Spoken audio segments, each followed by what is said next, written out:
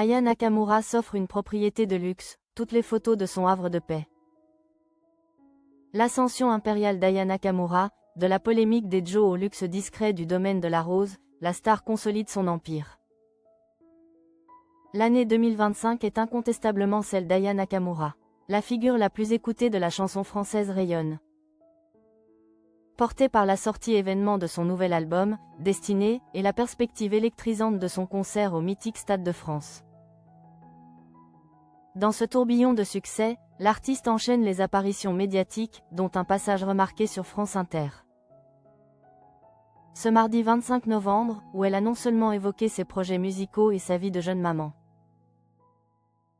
mais a aussi fait face, une fois de plus, à la vive polémique qui avait émaillé les Jeux Olympiques de Paris 2024. L'interprète de Dja incarne une dualité fascinante, artiste mondiale aux millions de vues. Elle n'oublie jamais ses racines, se ressourçant dans sa maison d'Aulnay-sous-Bois, près de la cité.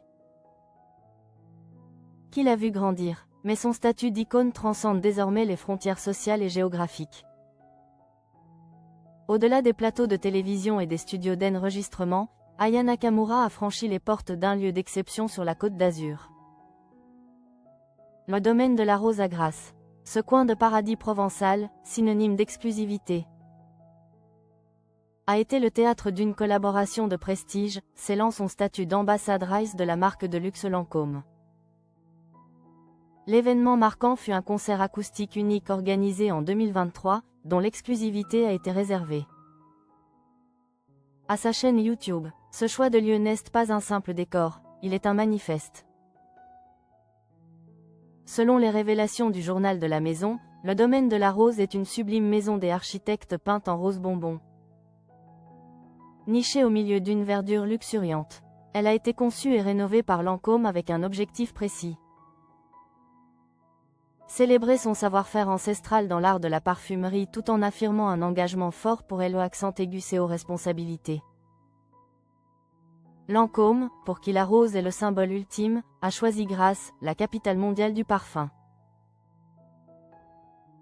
pour installer un espace unique de près de 4 hectares.